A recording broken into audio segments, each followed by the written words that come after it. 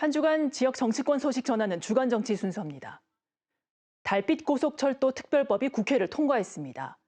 영호남 공동수건의 여야가 일치 단결한 결과 경제성 부족이라는 정부 반대 논리를 결국 극복했는데요. 하지만 상당수 쟁점 법안들이 아직 국회에 발이 묶여 있습니다. 대구와 경북에만 300명 넘는 피해자가 있는 전세 사기 특별법 개정안도 그중 하나입니다. 지난해 5월 제정된 전세 사기 특별법. 보증금을 떼인 서민을 구제할 한시법으로 제정된 뒤 피해 구제 대상과 내용을 보강한 개정안이 6개월 만에 발의됐습니다. 하지만 야당 단독으로 상임위를 통과했을 뿐 선구제, 후 회수에 대한 여당 반대로 국회 문턱을 못 넘고 있습니다. 이런 가운데 대구시의회가 지난주 전세 사기 피해자 지원 조례안을 발의했는데요. 전국 34번째로 특별법 개정이 늦어지는 사이 각 지자체가 앞다투어 조례를 만든 것에 비하면 한참 늦은 조치였습니다. 전세 사기 관련 피해를 예방할 수 있는 사항을 대구시 차원에서도 규정함으로써 특별법 안에서도 채다 담지 못하는 내용을 대구시 안에서는 담을 수 없지만 피해자 지원을 대구시 차원에서도 하고자 하는 의지 안에서. 하지만 뒤늦게 발의된 이 조례, 시행 전부터 여러 문제가 불거졌습니다. 먼저 전세 사기 피해 지원 센터 설치 규정이 임의 조항일 뿐 의무 조항이 아닙니다. 피해 실태 조사 항목은 아예 빠졌는데 전국 22개 기초단체와 5개 광역단체가 조례에 실태 조사를 명시한 것과 대조적입니다. 피해 지원 항목 역시 구체적이지 않다는 지적이 나옵니다. 대구의 전세 사기 피해는 공식 확인된 것만 270여 건, 경북은 80여 건에 이르는데요. 피해자들은 특별법 제정 9개월이 되도록 피해 구제가 되지 않고 있다며 특별법 개정과 별도로 자치단체 차원의 지원 방안을 호소하고 있습니다.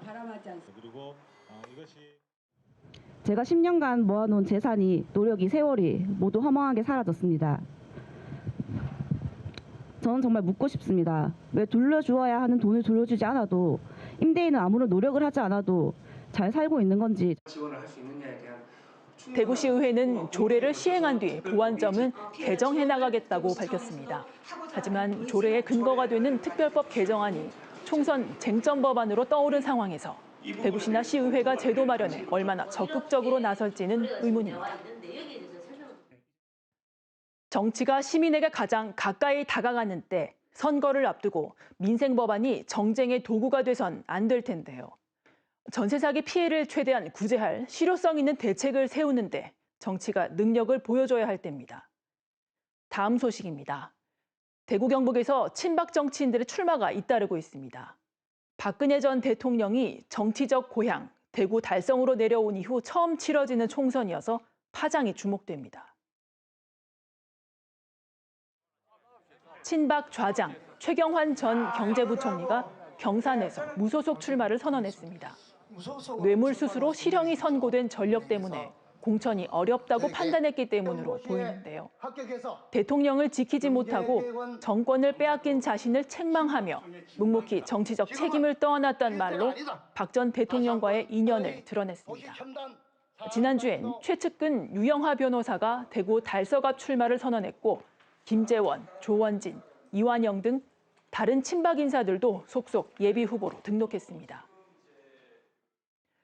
최근 한동훈 비대위원장의 상승세에 지난 19대 총선을 대승으로 이끈 박근혜 비대위가 소환되곤 하는데요.